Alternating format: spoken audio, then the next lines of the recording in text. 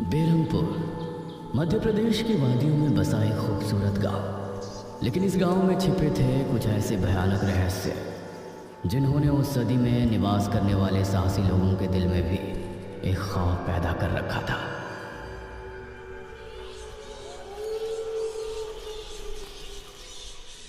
आज तो बहुत दिनों के बाद मित्रों से मिलना हो रहा है, बहुत आनंद आएगा। अरे मदन, कहाँ जा रहा है इस समय? पिताजी, मेरे मित्रों से इतने दिनों बाद मिलना हो रहा है। वो सुबह होने पर वापस नगर चले जाएंगे। अरे तुझे पता नहीं क्या, आज शनिवार की रात है। आज के दिन निशिर मोलो गांव में घूमते हैं। पिताजी, चाहे निशिर मोलो आए या नरकासुर, मुझे आज मेरे मित्रों से मिलने से कोई नहीं रोक सकता। ठीक है, लेकिन ध्यान रहे, जैसे ही तुमको उनके कदमों की आहट सुनाई दे और उनका वो मंत्र जिसको वो दोहराते हुए आगे बढ़ते हैं, तो उन्हें बिना देखे किसी ऐसी जगह छिप जाना जहाँ से ना वो तुमको देख सके ना तुम उनको। और जब तक उनकी आवाज़ आना बंद ना हो जाए उनके सामने नहीं आना। वो 4 भयानक आदमी होते हैं जो अपने कंधों पर एक ताबूत को उठाए होते हैं, और अगर कोई उन्हें देख ले तो वो जिंदा नहीं बचता। मुझे पता है पिताजी, अब मैं चलता हूँ। यह कहकर मदन घर से निकल गया, लेकिन उसके पिता के चेहरे पर उसकी फिक्र साफ नजर आ रही थी। निशिर मोलो आ जाएंगे और साथ ले जाएंगे। ऐसा लगता है कि हमारे गांव के लोग अभी भी दूसरी सदी में जी रहे हैं। वो तेज तेज कदमों के साथ आगे बढ़ रहा था। कुछ देर बाद उसे जंगल की तरफ एक पगडंडी वाला रास्ता नजर आया। यहाँ से जाऊंगा तो जल्दी पहुंच जाऊंगा, यहीं से आगे बढ़ता हूँ। बिना ज़्यादा सोचे वो जंगल के अंदर बने उस पगडंडी वाले रास्ते पर आगे बढ़ गया।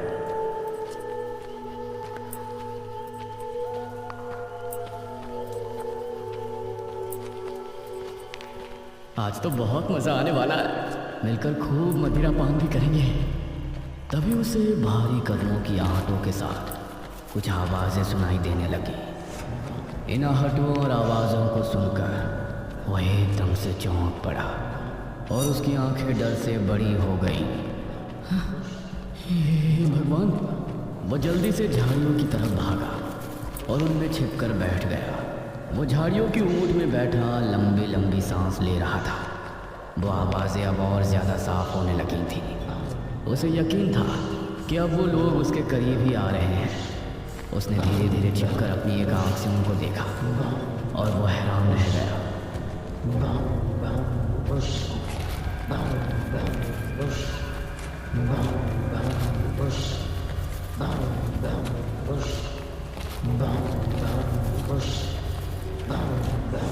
भगवान, मैंने इन्हें देख लिया। मदन पूरी तरह से झाड़ियों में छिप गया और कुछ देर अपनी सांस तक रोके वहाँ छिपा रहा। फिर उसने धीरे से झांक कर देखा तो अब वो लोग कहीं नजर नहीं आ रहे थे। लगता है चले गए। वो वहां से निकला और दोनों तरफ देखा तो वहां कोई नजर नहीं आया। शुक्र है भगवान, उसने एक कदम बढ़ाया ही था कि तभी उसे फिर से वही आवाज़ें अपने ठीक पीछे से सुनाई देने लगी। उसने एक झटके से पलट कर देखा तो वो चारों ताबूत वाले शख्स ठीक उसके पीछे खड़े थे।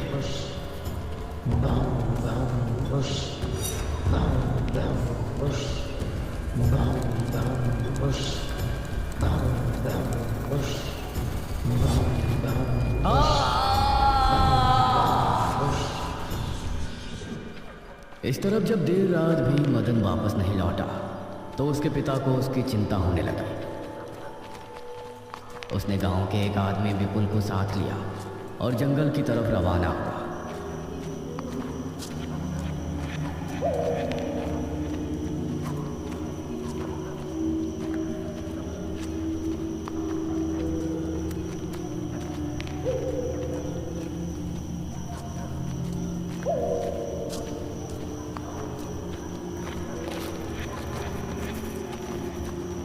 काफ़ी देर बाद एक बरगद के पेड़ के पास जाकर उनके कदम रुक गए और आंखें खौफ से फट पड़ी।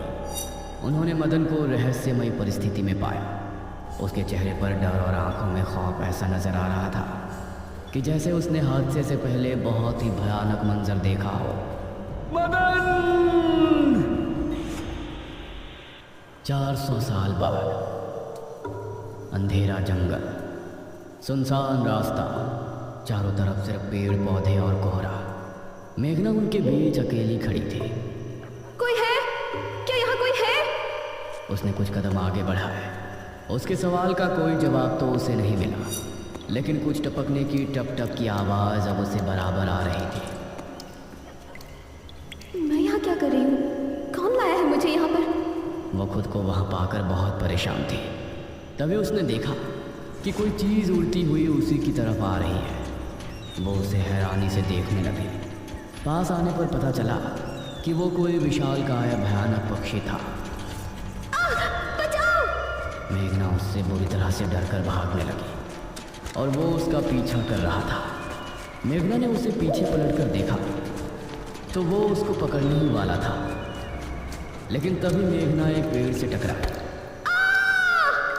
उसने देखा कि उस पेड़ से हरे रंग का पानी टपक कर नीचे गिर रहा था। मेघना उस हरे पानी को गौर से देख रही थी। तभी अरे ओ मेघना, उठ जा यार, कब तक सोएगी? मेघना आंखें मलते हुए नींद से जागी।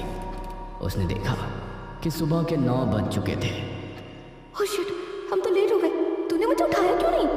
मेघना अपनी एक पार्टनर ऋषिता के साथ दिल्ली में रह रही थी, जहां वो एक लैब में काम किया करती थी। दोनों ने साथ नाश्ता किया और फिर तैयार होकर अपनी लैब के लिए निकल गई।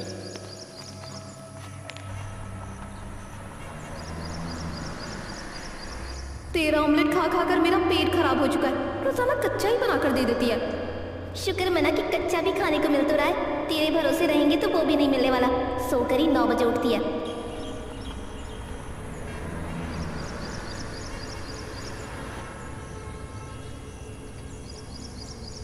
ये दोनों लैब में पहुंचे और वहां जाते ही ईशिता के पास प्रोफेसर जयदेव की कॉल आई।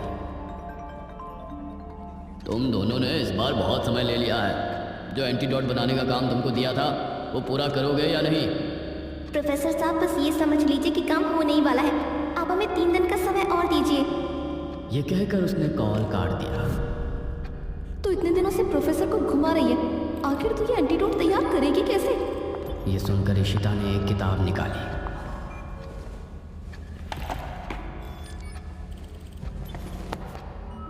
यार देख ये किताब, इसमें बहुत से ऐसे लिक्विड के बारे में लिखा है जिनकी कहानी पुरानी दंत कथाओं और लोक कथाओं से जुड़ी है। तो तू कहना क्या चाहती है? मुझे इस किताब में बहुत ही अनोखे लिक्विड के बारे में पता चला है, जिसे मृत्युंजय अमृत कहते हैं। हम उस लिक्विड का टेस्ट करेंगे और अगर वो हमारे काम का निकला तो उसे यूज भी कर सकते हैं। मृत्युंजय अमृत? देख, मैं तेरे साथ कहीं नहीं जाने वाली हूँ। ये सब बातें बकवास होती हैं। अरे देख तो सही, इस पेड़ से हर पूर्णमासी की रात ये हरा लिक्विड टपकता है। तभी मेघना ने देखा कि उस पन्ने पर किसी मृत्युंजय अमृत के बारे में लिखा था और उसमें ठीक वही पेड़ दिखाया गया था जो मेघना रोजाना अपने सपने में देखा करती थी। मतलब उस हरे पानी की बात ही इस किताब में लिखी थी। हे भगवान, क्यों हिला डाला ना? है ना इंटरेस्टिंग? मेघना ने कुछ सोचा और फिर जवाब दिया, हाँ तो हम दोनों कल ही बीरमपुर गांव के लिए निकलते हैं।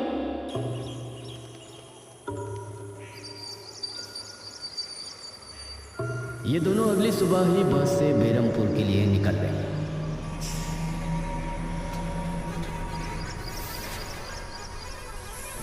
वैसे एक बात बता, तू मेरे साथ वहां जाने के लिए एक ही बार में कैसे राजी हो गई?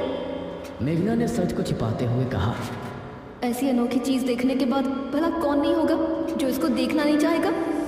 ओहो, ये हुई ना बात। मैंने तुझे पार्टनर बनाकर कोई गलती नहीं की।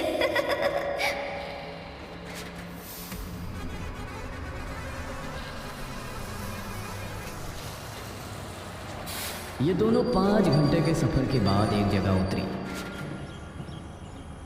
इनके ठीक सामने एक बड़ा सा गेट था जिस पर नाम लिखा था बीरमपुर।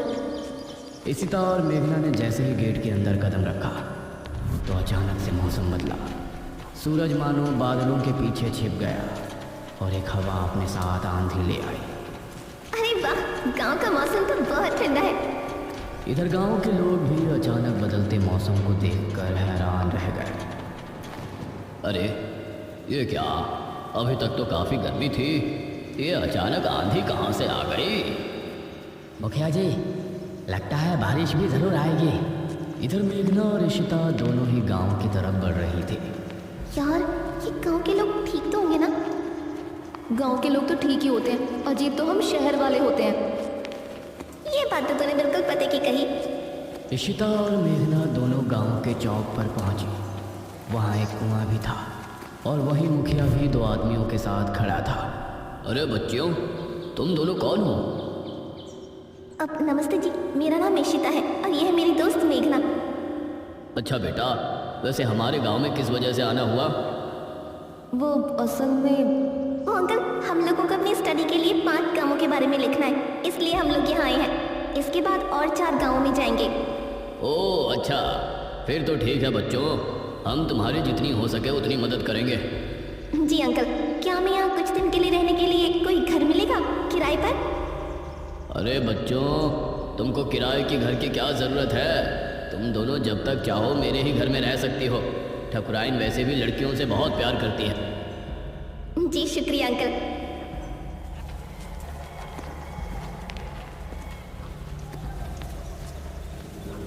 मुखिया इशिता और मेघना को अपने घर ले आया। तभी घर के मंदिर में जल रहा दीपक बुझ गया। अजी सुनती हो ठकुराइन? जी आई। ठकुराइन कमरे से बाहर आई।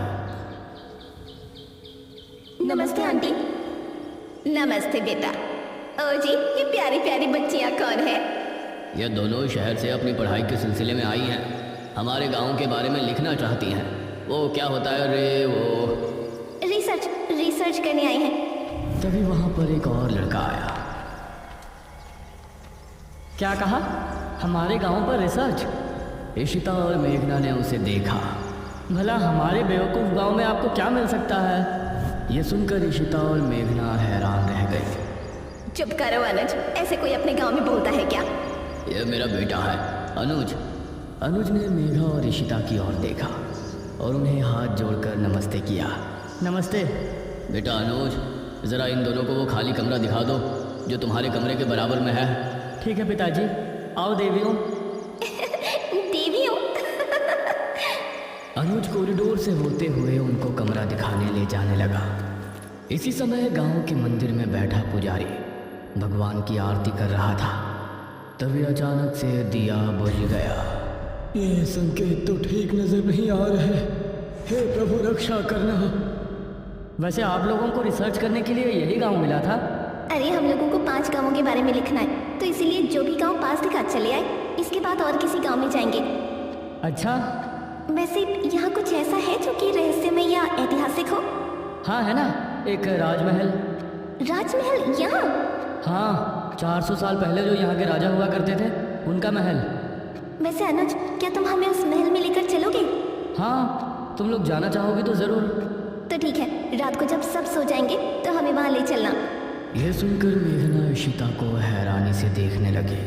रात के समय तुम लोग मजाक तो नहीं कर रहे? नहीं, हम तो चलने को तैयार हैं। तुम्हें डर लग रहा है तो बताओ। मेरा गांव है ये, मुझे क्यों डर लगेगा? ठीक है, ले चलूँगा, लेकिन पिताजी को और माँ को पता नहीं चलना चाहिए। ग्रेट, तो बताओ किस टाइम आ रहे हो? 12 बजे तक पिताजी और माँ दोनों सो जाएंगे। मैं उसी समय तुम लोगों को ले आऊँगा। हाँ सही है। ये कहकर अनुज ने उन्हें कमरे में छोड़ा और वहाँ से चला गया। ये क्या? हम तो उस मृत्युंजय अमृत के बारे में पता करने आए थे ना। अब हम ये राजमहल क्यों जा रहे हैं? अरे उसको सीधा पूछते तो उसे शक हो जाता ना। आज हम राजमहल चलते हैं और फिर कल उसे जंगल जाने को कहेंगे और वहाँ जाकर बातों ही बातों में उसे मृत्युंजय अमृत के बारे में पूछेंगे। ये सही है। इस तरफ गांव के लोग मौसम की बदलती ठंड से बहुत हैरान थे। पुजारी बार बार आसमान की तरफ देख रहा था, जहां उसे काला अंधेरा इधर उधर घूमता हुआ नजर आ रहा था। करीब 12 बजे जब मुखिया और उसकी पत्नी गहरी नींद में थे तो अनुज कमरे से निकला। अरे लगता है आ गया। इशिता ने उठकर दरवाजा खोला। हाय अनुज। तुम लोग तैयार हो? हाँ चलो, हम तो रेडी हैं। तो चलो। अनुज इनको लेकर घर से निकला और इन्होंने 2 गलियां पार कर ली थी। तुम्हारे गांव में हवा इतनी ज़्यादा चलती है क्या? रोज़ तो नहीं चलती, लेकिन शहर की दो लड़कियों के साथ लगता है उनके शहर का प्रदूषण भी आंधी के रूप में साथ आ गया। कुछ देर चलने के बाद ये तीनों एक बड़े से राजमहल के सामने खड़े थे, जिसे देखकर मेघना को कुछ याद आने लगा। ऐसा लगता है कि इस राजमहल को मैंने पहले कहीं देखा है। ये है राजमहल राजा सूरजभान का। वाकई में काफी आलीशान है। यह कहते हुए इशिता ने अपने कैमरे में उसकी एक फ़ोटो ली। हमें खिड़की से अंदर जाना पड़ेगा, इसका दरवाज़ा सालों से जाम है। ये तीनों एक खिड़की के रास्ते राजमहल में पहुंचे और वहाँ की हर एक चीज़ मेघना को जानी पहचानी लग रही थी। इस तरफ गांव में आंधी का बहाव बढ़ने लगा था। सभी अपने अपने घरों में आराम से सो रहे थे।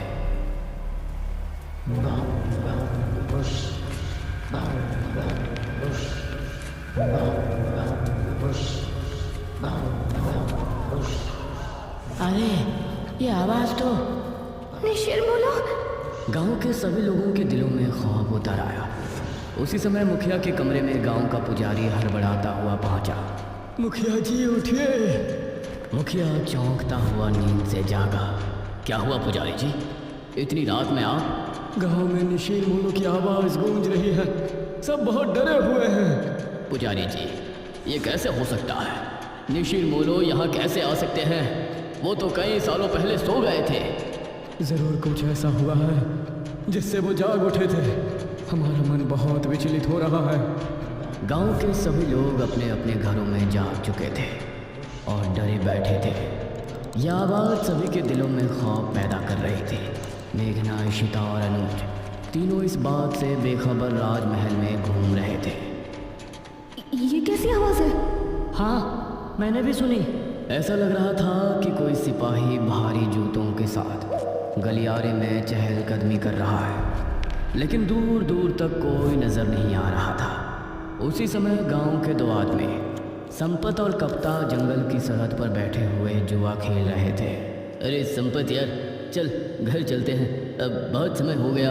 ओहो, अब तू हार रहा है तो घर चलते हैं। अरे चुपचाप पूरी बाजी खेल, इससे पहले तो मैं तुझे जाने नहीं दूंगा। हाँ। यह सुनकर कप्ता फिर से उसके साथ पत्ते बांटने लगा। उन दोनों को यह आवाज़ सुनाई दी। तेज आंधी की हवाओं में उनकी आंखें बहुत मुश्किल से खुल रही थी। उन दोनों ने देखा कि सामने से चार आदमी अपने कंधों पर एक ताबूत उठाए मंत्र पढ़ते हुए चले आ रहे हैं। संपत और कप्ता इससे पहले कुछ करते, वो चारों आकर उनके सामने रुक गए। हवा का रुख थोड़ा कम हुआ। वो चारों अपनी लाल चमकती आंखों से संपत और कप्ता को घूर रहे थे।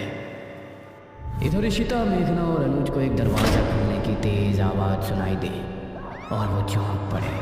न जाने उस दरवाजे से कौन निकला, जिसको देखकर ये तीनों चौंक पड़े। वहीं संपत और कप्ता के सामने खड़े वो चारों शख्स जो कि निशिर्मोलो थे, उनके कंधों पर रखा ताबूत खुल गया और उसके खुलते ही संपत और कप्ता की चीख पूरे गांव के लोगों ने सुनी, जिसे सुनकर सभी गांव के लोग डर गए। ये किसकी चीख थी जी?